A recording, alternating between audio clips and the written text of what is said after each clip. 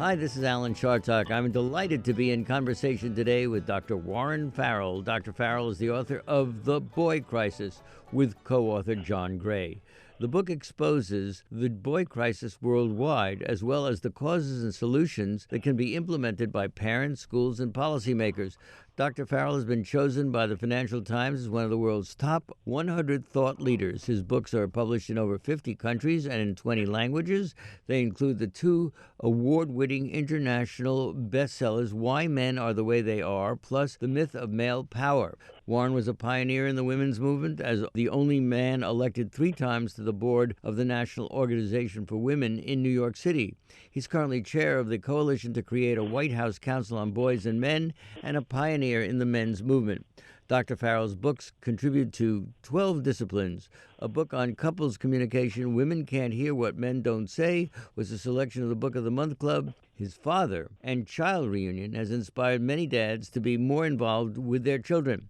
And Why Men Earn More, the startling truth behind the pay gap and what women can do about it, was chosen by U.S. News and World Report as one of the top 4 books on careers. Warren has taught at the university level in 5 disciplines, has appeared on more than 1,000 TV and radio shows. He's been interviewed by Oprah, Barbara Walters, Peter Jennings, Katie Couric, Larry King, and Charlie Rose. He's been featured repeatedly in the New York Times and in the Wall Street Journal. He has 2 daughters and lives with his wife in Mill Valley, California, and virtually at www.warrenfarrell. Farrell is spelled Farrell.com. We'll talk more with Dr. Warren Farrell about all of this and much more. But first, welcome, Warren. It is such a pleasure to be connected with you again, Alan. How did we meet each other? We met each other in graduate school when you were at Eagleton Institute, I believe it was, and we had dinner together with your wife and my former wife at the time, and that was about 50 years ago or something like that. When you can start to talk about things that happened 50 years ago, that's scary. That's really scary. It's scary for both of us, isn't it? Warren, you have certainly become the expert on this issue. And this book, Boy Crisis, the question is, what is the boy crisis? Basically, it's boys struggling. Sperm counts have gone down on average around the world, and in the United States, their IQs have gone down. They are behind girls on every single academic subject now, according to the UN's studies internationally of the 84 largest developed countries. Boys are behind on all 63 of the major developed countries. And they're behind in reading and writing, which are the 2 biggest predictors of success. In particular, having problems with mental health. So, for example, when boys and girls are 9, 10 years of age, they commit suicide very minimally and at the same rate. But between the ages of 10 and 14, boys are twice as likely to commit suicide as girls. Between the ages of 15 and 19, 4 times as likely. And between the ages of 20 and 24, almost 5.5 to 6 times as likely. And we see this with the opioid crisis. When Jerome Powell was on 60 Minutes a few weeks ago, he said that a young male's not looking for work and being addicted to drugs, particularly with the opioid crisis, where boys die from overdose at a 2-to-1 rate in relation to girls, and are not preparing boys in the United States for a good transition to technology. We don't have the vocational education that many countries have, like Japan, which allow the boys who are non-academic to have a sense of purpose and a sense of being able to be employed. We haven't kept up in that area. We're cutting back on things like recess when we know that boys need physical activities in order to be productive. We aren't hiring male teachers, so oftentimes boys are going from female-only homes to female-only schools, and we then wonder why they seek a gang leader or a drug dealer as an authoritarian role model. And so in so many areas, our sons are falling behind. And what is amazing is that we aren't noticing it. People like Jerome Powell, the Fed chair, did notice it, but he's the only major political figure that has spoken up about this. So, Warren Farrell, you started with sperm count. That really caught my attention. How come the sperm count is going down in males? Probably the sperm count has more to do, first of all, we don't always know all the reasons why, but the sperm count apparently has more to do with our environment. We dump a lot of plastics into the water. The plastics leach phthalates phthalates mimic estrogen that speeds up the maturity of girls and delays the maturity of boys, and has an impact on the sperm counts of all the fish, which is being found in almost every significant stream area around the country. And many lakes, like Lake Apopka, the sperm counts of the fish are going down. Their ability to produce sperm is much more minimal. Look, let's face facts. Almost everybody in the year of Me Too are talking about women being oppressed. But you're making an argument that we're making mistakes with males also. We're making huge mistakes with males, and the whole concept of oppress versus oppressor is a real mistaken evolution of our thinking. So, for example, I was part of the women's movement, as you know, and on the board of NOW in New York City. And what the mistake that we made is that we evolved from the civil rights movement, where there clearly was an oppressor and an oppressed. And then many of us were Marxist feminists in the early days, and that came from a Marxist perspective of the oppressor and the oppressed. And we took that Marxist and civil rights perspective, and then we moved that over to the thinking about men and women, and that's where we missed the boat. We said men only make more money than women do, and then we assumed it was for the same work, when in fact it wasn't for the same work. It was dads that earned more money than moms do, and the dads made more money than moms do because when children were born, the dads would take off and leave the jobs that they may have loved to have done, like being a teacher or being a musician, and they did jobs that earned more money so they could support their children, and they would have margin for error in case something went wrong, and their wives would have decent homes and mortgages, and they'd lived in good neighborhoods where they had good schools. And so dads often sacrificed in their careers, even as moms sacrificed their careers. But neither the belief that we lived in a world dominated by a patriarchy creates a misunderstanding. We didn't live in a world dominated by a patriarchy per se. We lived in a world dominated by the need to survive. And to survive, women raised children, men raised money. Our parents didn't say, I have the right to this or the right to that. They taught their children to have obligations and responsibilities. And boys' obligations included the obligation every generation had its war. And the parents told the boy they'd be proud of them if they served in this war, and they would be disappointed if they were unwilling to serve in this war. They'd be a coward. And so we prepared our boys to be willing to die so that women would have female privilege, that they would be able to live and be at home and take care of the children. We allowed our wives to be able to be focused on love while we were focused on killing and being killed. And killing and being killed is a sacrifice. It's not a privilege. But we framed it as a privilege to be able to serve our country. And that's all good and well, but it's not an oppressor role. Oppressors don't die so somebody else will live. Warren Farrell, we were both around during Vietnam. An awful lot of men said, no, hell no, I'm not going. I'm not going to do it. So it wasn't as if each of those people were warriors. They were people who were, those males were people who had great courage, I thought. Yes, I think that's exactly correct. I mean, you and I were both, at least I was, and I think you were too, opposed to the war in Vietnam. And we were trying to get conservatives to expand the definition of patriotism from being able to go to the war, which was one way of being patriotic, but another way of being patriotic is to say our way of looking at this is going to contribute more positively to our country than going to war. And so we were fighting for peace rather than war. And so we have both conservatives and liberals tend to sort of make their perspective the right perspective. We as liberals tend to say things like we're progressive.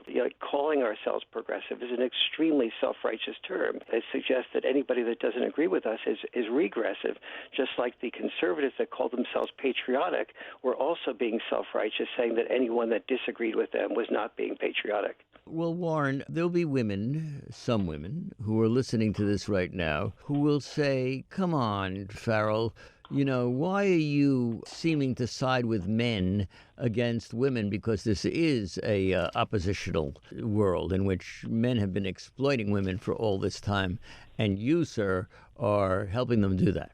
I would say that I just disagree. That I think that when it comes to men and women, we're all in the same family boat.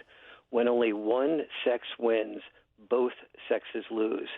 Every mother that I know wants her son to have a good life and to be happy and to be healthy. But very few of us realize that historically speaking, in order for our sons to be proud of themselves and for us to be proud of our sons, we trained our sons to be willing to be disposable in war, and disposable in the workplace. As you know, 93% of the people who die at work in the hazardous jobs are males. And in Japan, they have a game called karoshi. Karoshi means death at the desk. And the people who play the game, they all try to compete to get to the top of the ladder. And this is the economic ladder, to earn more money and to have more status than anybody else. The person who gets to the top of the ladder first commits suicide, because they understand, the young people in Japan understand, that climbing to the top of the ladder without asking, is this the place where you want to go? Is this your sense of purpose? Is this who you are? Climbing to the top of the ladder is a series of social bribes that tell you you're going to be more powerful, you're going to have more status if you climb to the top of a ladder that you haven't even asked whether you were interested in selling insurance or doing technology or doing something that makes more money or gets more status than something else. And so this is something I think that we have to think, that there's a gap here between heroic intelligence. Heroic intelligence was intelligence for a short life, to be disposable in war, versus health intelligence. And almost every mother I know wants their son to also have health intelligence and at the same time being respected.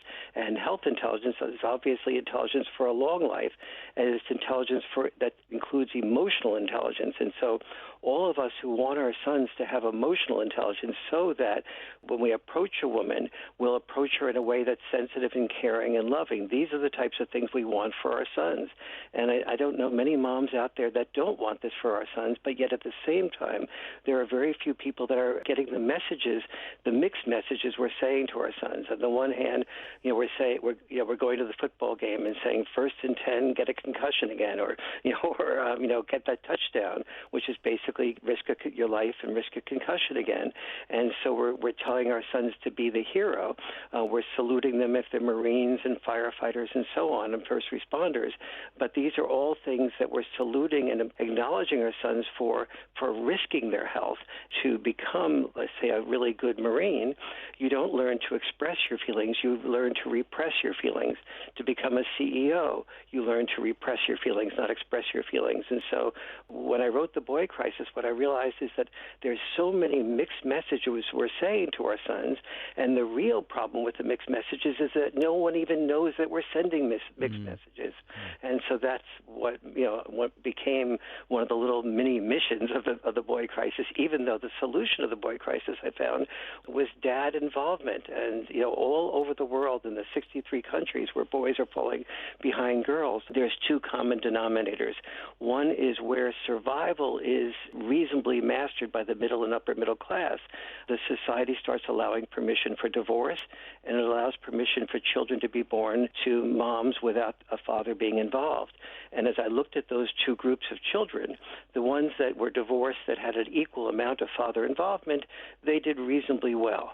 But the ones that had minimal or no father involvement after divorce, they did worse on more than 60 different measures, like the suicide, the drug addictions, the addiction to video games, the ADHD. Those are all things that are deeply affected by a lack of dad involvement.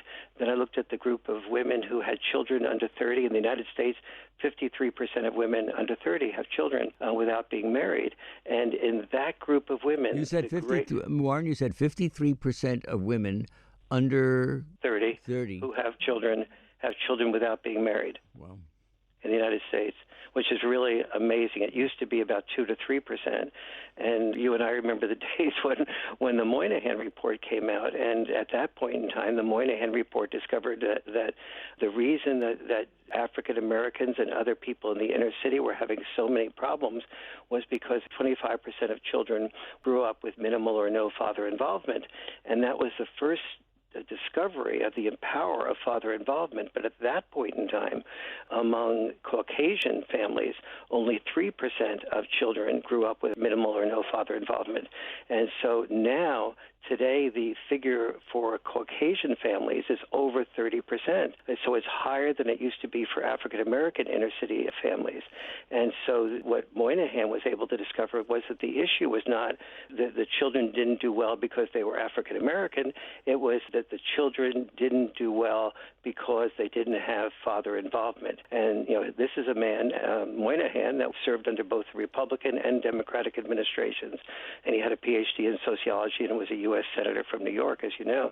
And so we discovered this, the essence of the importance of father involvement in 1965. And since then, in every single demographic, fathers have been less involved. And I guess my discovery in the boy crisis was seeing that of the 10 causes of the boy crisis, the single biggest one by far was that the children who had minimal or no dad involvement were the ones that were having the most problems.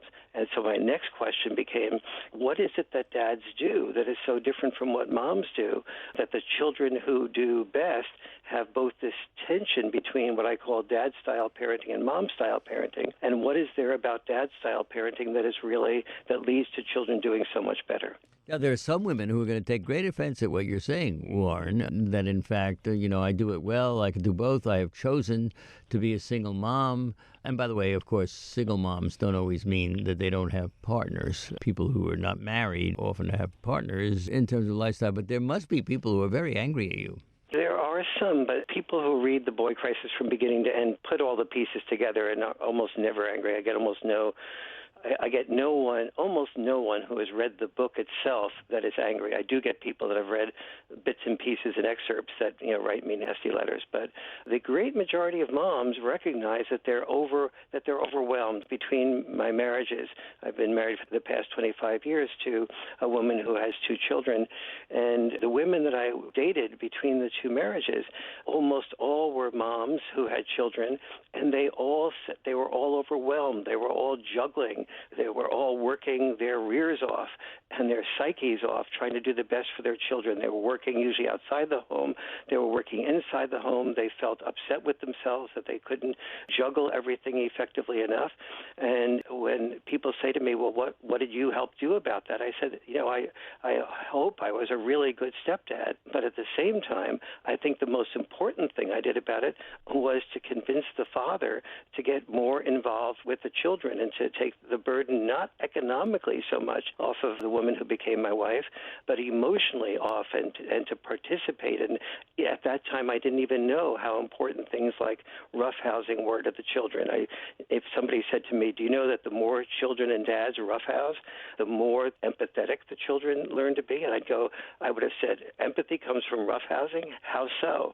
And children learning the difference between being assertive versus aggressive comes from roughhousing? How so?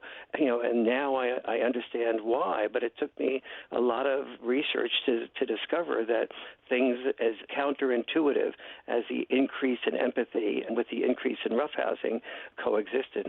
So let me go to some of the specifics in the book. One of them is the issue of male teachers. Can you talk about that for a while? Yes, we have a lot of children growing up in female-dominated homes in which the mothers, by the way, as I hope I made clear a minute ago, mothers are just overwhelmed and juggling and working very hard, being over-super people, if you will, to bring up their children as well as they possibly can. But the children, the boys especially, go from mother-dominated homes to female-dominated schools. And then they start searching for a role model, somebody that can teach them how to be a male. And the first people that seem to have authority are oftentimes drug dealers and people who are gang leaders. And this is very dangerous for boys because they're seeking out the most destructive type of personality types to lead them. And one of the things I discovered is that testosterone, when channeled well, is one of the world's most constructive forces. But testosterone, when channeled poorly or not channeled at all, leads to children doing very, very badly. And so one of the things that we need to do to correct this is to do 2 things. One is to make it apparent in this country that we need a balance of male and female teachers, and in those areas where there is a very high percentage of mother-only homes, that we need to have that to be at least maybe 60% male teachers, where there are 60-70% of females bringing up children in a specific school district. And so male teachers gives boys a constructive role model rather than a destructive role model, and then are also more likely to champion the importance of vocational education. In Japan, for example, 25% of the children are in vocational education tracks, and most of them graduate from that vocational education program, and then 99.6% of them get jobs after that. In the United States, we've cut back on vocational education, and one of the things that Fed Chair Jerome Powell warned about is that we have not kept up with vocational education to allow the people who are not academically inclined to be able to have a job and a career that fits in with the needs of technology. And so these boys often feel that they don't have any skill set. They therefore have no sense of purpose. They therefore oftentimes withdraw into video game addiction or porn addiction, and the video game and porn addiction often makes them feel very connected on one hand and disconnected and lonely and withdrawn on the other, and that often leads to depression, and that leads to the suicide that we talked about before. And boys who hurt us. That is, boys who hurt. Almost all the boys who commit mass shootings, more than 90%, are not only, the mass shootings are done not only by boys versus girls, but they're also done by boys who are dad deprived. Our ISIS recruits, more than 90% dad deprived. Our prisoners are not only 93% males, but of that 93% males, more than 90% of them are dad-deprived boys. And so the larger question and point that you're getting to is that most people, when they see all this put together, realize that we're all in the same boat here. Nobody wants our boys to be losing, because we want our daughters to have somebody that's worthy of their love if our daughters are heterosexual, and our daughters deserve that. And again, we're all in the same family boat. If you've bought the belief that men and women are oppressors versus oppressed, really take a look at the boy crisis, and you'll find that you'll reconsider that perspective. Okay, so Warren Farrell, should women who have children and are single moms out of choice feel guilty about doing that? No, but be careful. In other words, what you know as a single mom is we want women to have the freedom to be able to do what they want to do. But when you make a free choice to become a single mom, it is really important to look at the following, at the fact that the boy is likely to not, that boys in the past used to have a sense of purpose that the society made very clear, which was to be willing to die at the next war and to be willing to do anything you needed to be the sole breadwinner. That sense of purpose is being experienced as a purpose void. When a boy has a purpose void and then a dad void, he usually has an enormous inability to have postponed gratification, because part of what dads tend to contribute to the raising of children is boundary enforcement, requiring the boys to do what they do not want to do and requiring girls to do what they do not want to do, like finish their peas before they get their ice cream. And that boundary enforcement creates postponed gratification that is a very important ingredient in a boy being able to be successful and in a girl being able to be successful. So before you enter into being a single mom, understand a few things. That what we now know that we didn't know before is that moms and dads have different styles of parenting. That moms tend to be much more protective, much more nurturing, have sort of their unconditional love is right out front. Men's unconditional love is more like, sweetie, it's unconditional love, but it's mixed with conditional approval of saying to your son, no, you can't have your ice cream until you finish your peas. And when the son tries to manipulate a better deal, or the daughter tries to manipulate a better deal by having a small number of peas before they get their ice cream, moms will usually say, I don't want to get into a big argument over a few peas, so okay, sweetie, take a few more peas, and then you could have your ice cream. Whereas dads are far more likely to say, sorry, you need to finish your peas before you have your ice cream. And therefore, the boys tend to, and the girls, tend to focus much more on being able to finish what they need to do in order to get what they want to do. So if you're contemplating being a single mom, you have to understand that there's a lot of differences between dad-style parenting and mom-style parenting, and that you need to know what those differences are to be able to do the boundary enforcement and the encouragement of children to do things that are uncomfortable for them and to roughhouse with them and to do things like that. But even if you do, most of what we now know that we didn't know before is that you will work extremely hard to raise those children and still be able to economically support them.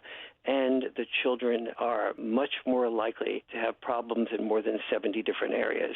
And so this is stuff we didn't know. And this is, the reason I felt so energized and sad and, felt I had a mission to bring out the boy crisis was because I was discovering these things by myself in the last 15 years of research, and it was happening all around me. I had my own experience of it as I was dating many mothers that were working so hard. So the other dimension of what you said before that's very important is that many mothers who are under 30 who have children are living with a dad, and they feel, okay, so what's the difference between living with and getting married? And here's the difference, that the father is only, in 40% of the cases when a mother and father are living together but not married, in 40% of the cases the father is minimally involved or not involved at all after 3.5 years. So without the moral considerations or anything else, we now know that the marriage does tend to keep the glue of the mother and the father together in the family, even though the mother and father need to know how to communicate to make that marriage happy. And I think you know that up at Omega Institute in May, I'm doing workshops on couples communication because I found that, if I want to eliminate or minimize the boy crisis, I have to try to help minimize divorces. And if I want to minimize divorces, I have to help mothers and fathers know how to communicate with each other. And if I want to teach mothers and fathers to communicate effectively together, the single biggest problem in male-female communication and in male-male and female communication is our inability to handle personal criticism from a loved one without becoming defensive. And so part of the emphasis of my couples workshops are to teach people to be able to emotionally associate their partner's concerns and criticisms with an opportunity to be more deeply loved by their partner. I could go in 1,000 different directions here. Yes. But let me ask you this. Are you saying, the old morality was that, people should be married and all the rest of it.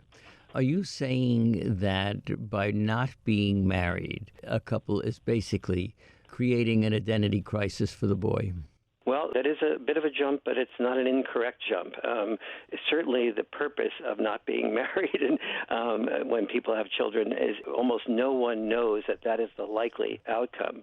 And the identity crisis is not just for the boys, by the way, but it's for the girls. And I don't know that I would call it.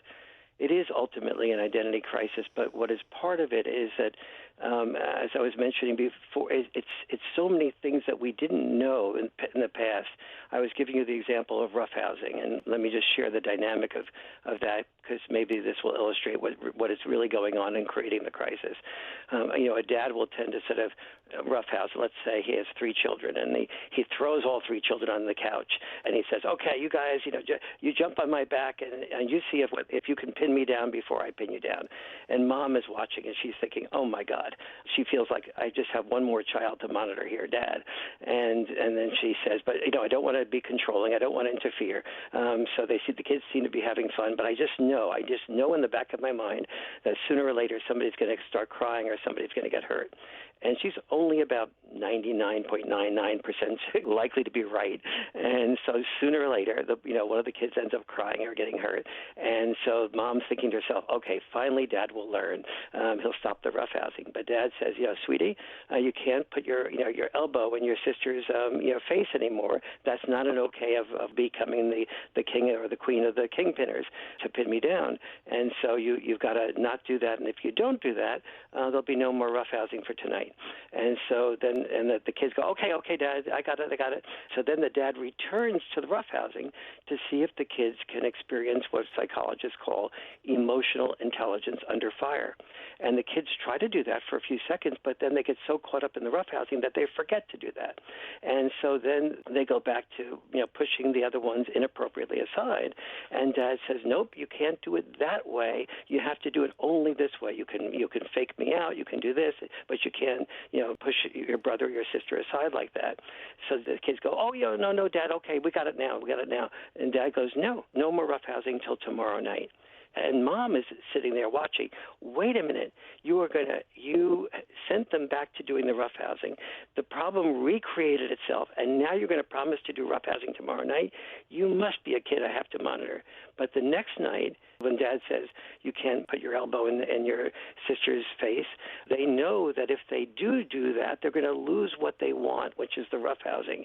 So now the mandate or the instruction by the parent to not do something that's inappropriate becomes an instruction that the kids know they're going to lose something if they don't, and they're going to lose what they want if they don't follow that instruction. But Warren, my daughter, who's a PhD and very smart professor, I've seen her roughhouse with the kids, so aren't you suggesting, and she has a wonderful partner who does roughhouse with the kids, aren't you suggesting that females never do that? I am not suggesting that females never do that. There's no male or female behavior that is not done. It's as you know, two bell curves that overlap with each other, and men are far more likely to roughhouse than moms are, but moms can roughhouse, and moms can enforce boundaries, and moms can push kids outside of their comfort zone. They can coach kids in soccer games and so on. Moms can do virtually everything that dads can do, except for one thing that I'll get to in a moment, but they're much less likely to do that, just as dads are much less likely to do mom-style parenting. So what we know now is that the children who do best are ones that don't have dad-style parenting only or mom-style parenting only, but what I call checks and balance parenting. And the importance of knowing that is very crucial to the salvation of a good relationship, which is oftentimes mothers and fathers will argue with each other as if my style, no roughhousing, was better than your style, roughhousing, or vice versa. But in fact, the children do best when they get the protection of the likelihood of the mom doing the greater amount of protection and the likelihood of the dad doing greater amount of risk-taking. So if the child says, can I climb the tree? And mom says, no, sweetie, in a couple of years you can climb, but not now. It's too dangerous for you.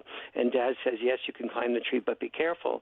And dad and mom have a big discussion about that, and they end up with a decision to, well, you can climb the tree, but not past this area. And dad, you got to be out underneath the tree. And by the way, give me your cell phone. And so the child gets what we didn't know was happening before, that when the children climb that tree and take those risks, they're actually increasing their IQ, they're increasing their psychomotor functioning, and they're learning what risks to take and what risks not to take. And when the mother and father are negotiating that, the children tend to get the best of both worlds in what I call checks and balance parenting, neither a domination of the male style or a domination of the female style parenting. There's one thing I said that boys do not get, and this differentiates boys from girls, being that the girls in a single mom family have a female as a role model. The boys in a single mom family do not have a male as a role model, and that seems to lead to boys, as they grow up, they look in the mirror and they see that half of them is the dad. Their body language is like their dad's, their eyes are like their dad's, their hair is like their dad's, and they feel like, why did my dad abandon me? Who am I? It's like one of our daughters is an adopted daughter, and we had a rancher over who talked to us about ducks being raised by a chicken because the mother and father duck were killed. And one day the ducks went down the hill, jumped in a lake, and the adoptive parent just went berserk. And our adopted daughter looked up and she said, that's the way I feel. I feel like I'm a duck being raised by a chicken. And so the boy that's being raised by a mom only is looking in that mirror and saying, who am I? And so that's what seems to create a lot of the rudderlessness, despite the fact that adoptive parents and the single mom are usually highly loving, usually devoted, and very, very caring. Okay, so Warren Farrell, let me ask you about this. You mentioned that we need more teachers in the classroom, male teachers. How do you do that? How do you achieve that? I think, as we did with the Peace Corps, with Sergeant Shriver, beginning to say we need males to be teachers in the classroom. This may require scholarships, it may require affirmative action programs, it may require many of the things that we did to help women get into the STEM professions and allow teachers to be seen as our future heroes. Also the same type of thing with father training. We need to be training our sons and our daughters in first and second grade to learn how to communicate. We need to be training our sons to be seeing fathers as the new type of warriors. Call young men who are training to be caring and loving men, call them father warriors. Boys respond, and as do girls, to encouragement to do what the society honors them for doing. We got boys to be willing to die, to be called a hero. That's a social bribe to die. Well, so we were able to get boys to die for us, to save us and help us live longer. I think we'll be able to get boys to love for us and love as fathers and love as teachers if we reward them. Okay, but Warren, I mean, if you're going to start saying to males, we want you in the classroom, that's fine. I much appreciate that. But if you do that to the exclusion of women, don't you create the same old thing that the Me Too movement is talking about? Discrimination? No. First of all, I would never want to include fathers in the classroom to the exclusion of women. I think we should. But Warren, if you get more males and you have a set number of positions and you say we want males, which is you're making the case for, you are also obviously tilting the scale. Oh, I think we'll find that our children will do very well, better, when there's a balance between males and females. And yes, just like we feel like our corporations do better when there's a balance between women and men on the board. Getting more women into positions will mean fewer men in certain areas and vice versa. But what we all want is the same thing. We all want our children to do better. And rather than arguing, we have 50 teachers in a school and saying, and right now there's 95 females and 45 females and 5 males, rather than worrying about what the percentage of males versus females are from a who's excluded and who's included basis, we ask a different question, and that is, how will our children do best? Because when our children do best, when our boys are out there with purpose, getting jobs, they're less likely to be criminals. They're less likely to be ISIS recruits. They're less likely to be shooting up our schools and are doing the mass shootings. These are the things we know now that we didn't know before, and that we need to respond to by saying we want the best outcome for our children. We now have the data to know what creates that. One of those pieces of data would be to have an equal number of men and women as teachers. Okay, now what about, and you make a point of this in your book, what about staying home? Moms often stay home, dads go out to work. Do you want that to be addressed? I do. I think part of what we need to encourage is for our daughters who are prone towards, our daughters now, when they're pregnant, usually generate 3 options. Option 1 is to raise children, option 2 is to raise money, and option 3 is to do some combination of both.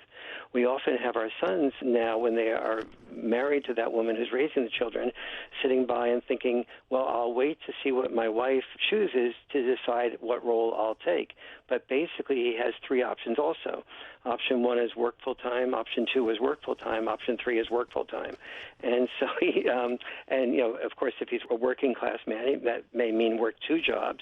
And if he's a white-collar worker, that means oftentimes putting more hours into the work. And so the father experience is what I call a father's catch-22. He learns to love the family by being away from the love of the family, when in fact many women say to me, I want to be a have-it-all woman. And people say, well, you can't be a have-it-all woman, or it's discrimination that you can't be. And I disagree with both. I think you can be a have-it-all woman. If you want to be a have-it-all woman, focus on your career and choose a man who is comfortable staying at home with the children. And what makes a man comfortable staying home with the children, for the most part, is the type of man, and 49% of full-time working men the Pew Research Center has found 49% of full-time working men say they would rather be home with the children full-time, but they feel they need to be the ones earning the money. And so there's a huge opportunity for women to be have-it-all women if they choose the type of man who is a nurturing, connected man, and they respect him. Because if they don't respect him, and they're looking at him like, I'm earning more money than you are, I'm superior to you, then the relationship falls apart. That's, the hard data on that. Well, very interesting. Now, since this book has come out, I take it there have been some reviews, and I have a feeling that there must be a few people who aren't happy with you. Is that correct? Well, most of the reviews are good. Even Arlie Hochschild, who reviewed the Boy Crisis for the New York Review of Books, and she's a very strong feminist, and she gave it quite a positive review.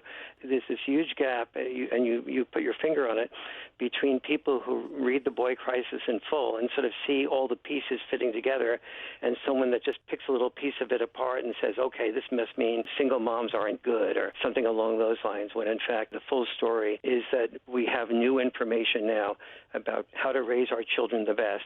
And I believe that mothers are extremely well-intended and extraordinarily hardworking, and they want the best for their children. And mothers are as likely or more likely than fathers to do reading of these issues. And so that we really have an opportunity now to raise our children more effectively. And I don't know a mother, a single mother or a married mother, who doesn't want that for her children. Warren Farrell, how do we know whether or not there is an intellectual gap in terms of these expectations that fathers think of themselves as, mothers think of themselves are? Because, I still see marriages in which the father is expected to produce, and if he wants to stay home, in some cases he's seen as a failure. At what point do we bring things back to where you would like to see them? Well, first of all, you're exactly on target, and this is the social discrimination that we really need to face. When men go into parks and they're single dads and they're full-time dads, and the mothers are off maybe earning a very good living and taking care of the financial part of the raising of the children, the fathers report that they're often looked at as like, what's wrong with you? And when they go to a party, somebody asks, what do you do? And they say, oh, I'm a full-time dad. Everybody goes, oh, that's really sweet. That's really nice. But if they're divorced and they're raising the children full-time and they're not working outside the home and they're getting child support, which is very, very rare, by the way, but in a small percentage where that happens, those fathers feel like they're really ostracized. And so we have to change our attitude about that. We have to know that if women are saying, oh, I want to be a top-level performer, and I want to succeed in a career or be president of the United States or U.S. senator, I'm therefore looking for a man who is caring, loving, sensitive, nurturing, but also still a man. It's his energy. And those men, she will be able to find them. Right now, those men do not feel like they will be respected, and they don't feel like they'll be selected. And we haven't, as a society, been honoring men to do that. And so when we honor men to do anything, they respond to what they're being honored to do, and we will achieve the male teachers and the male fathers that you, as very rightly pointed out, are not very much honored today. You wrote another book called Women Can't Hear What Men Don't Say. What did that mean? This really ties perfectly into what we're talking about here. When I wrote Women Can't Hear What Men Don't Say, I basically said, guys, you have not been doing your homework. You're the ones that have to read up about how your style of parenting, the types of things like roughhousing and boundary enforcement and creating postponed gratification, these things are necessary for our children to have. In the past, we just had this as part of mothers and fathers being together. But you need to read up and find out what is the value and the connection between children being more empathetic when they're learning to roughhouse and being more assertive but not aggressive, and therefore having more friends and therefore being less likely to be depressed. You need to read up about this, and you need to lovingly explain to your wife, here's what the roughhousing creates. It's not just me being another kid and being unconscious. Here's why I enforce the boundaries. Here's why I go back and give the kids another chance. And then you also need to listen to your wife about what her perspectives are and her fears are about what's going too far, and negotiate with her for every situation. Is this a situation where the child can climb higher in that tree without having too much risk to his or her life? Or is this a situation where that child needs to stay out of the tree altogether or whatever? And so this checks and balance parenting has to be something that dads take responsibility for saying to moms, and that you can't blame moms for not hearing what dads don't say. And so I'm trying to say in the Boy Crisis book, dads, you have a new role for the future, and that new role for the future is to be a fully involved dad and to communicate with moms the value of your different styles. And when you go into schools as male teachers, you shouldn't just become imitation female teachers any more than women in the workplace should be imitation males. You should bring your unique values and perspectives to the school community, just like women should bring their unique values and perspectives to the corporate community. Now, Warren, let's face it, in every marriage, the dynamics are different. Tensions exist, obviously, between mothers and fathers and who gets to say what, right? Absolutely. And therefore, when you basically lecture women or men on listening to the other one, that's easy for you to say, but it doesn't involve the character that it often exists in these marriages, if you're following me. I do, and that's exactly why I ended up doing the couples communication courses around the country, because pretty much any time you say anything, what I found was that when men and women talk to each other, they oftentimes were self-listening. They were listening to themselves begin to build a response to what the other person was saying. And they had, about a dozen different types of styles of defenses that they used. And I found that we're biologically programmed to become defensive when we hear criticism from a loved one, especially when it's given badly. And pretty much everybody feels that any criticism given by a loved one is given badly. So I started to develop a workaround to our biologically natural defensiveness. In May, I'm doing this couples communication workshop at the Omega Institute. So what's the workaround? The workaround is challenging. So to give you a quick understanding of it, first, I create 166 hours out of the 168 hours a week as a conflict-free zone. And I teach couples how to sustain that conflict-free zone, even when a criticism or a sarcastic remark comes up during the week. And so then in the 2 hours that are left, I call a caring and sharing time, I say because hearing personal criticism from your loved one, the biologically natural response is to become defensive, you first have to sit down and alter your biologically natural response by meditating into an altered set of mindsets. And so then I teach what those mindsets are. So, for example, almost every man in the workshop says he would be willing to take a 50% chance of risking his life and dying to save his partner's life. About 85% of the women say they would do the same if there were no children involved. And so most of the couples are sitting next to somebody who would be willing to die for them. So then I help them understand that if you're willing to die for your partner, you at least maybe care enough to listen to your partner. And by the way, if you do listen to your partner will feel that they have a type of safety in being able to say whatever they wish to say in whatever style they wish to say it. And if you do that, the outcome is your partner will feel more loved by you and therefore more love for you. So this is just 2 of 6 of the meditations, and it's all built on things that we do in the workshop to prepare for those meditations.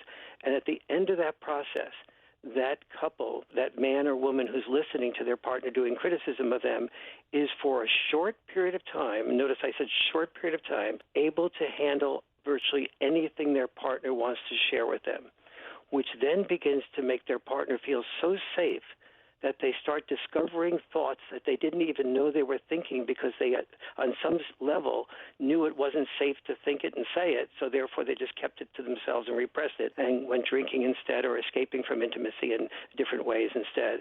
And so it's that process, and then I create tools that they can use after the couples workshop for the rest of their life. And then I do free follow-up phone calls with the couples in the Omega group or wherever, where we go over all the stumbling blocks that they run into and hear the successes that the other people have.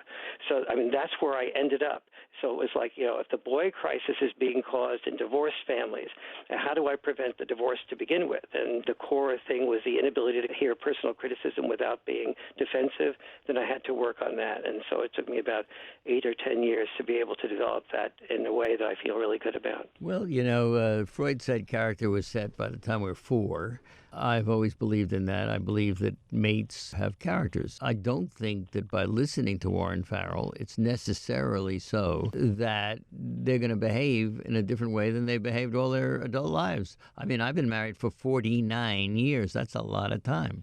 And, I've learned successful strategies for listening. Yes, absolutely. And first of all, if I were to do a couples workshop in which I talk to people about what they need to do, the percentage of likelihood for success would probably be 0 to 1%.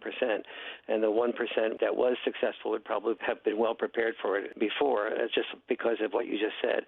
What I give people is a tool that they can exercise for a short period of time during their week, and some other tools that they can exercise, all of which are in the capability of almost any character, short of somebody that's, borderline personality or, significant mental health problem.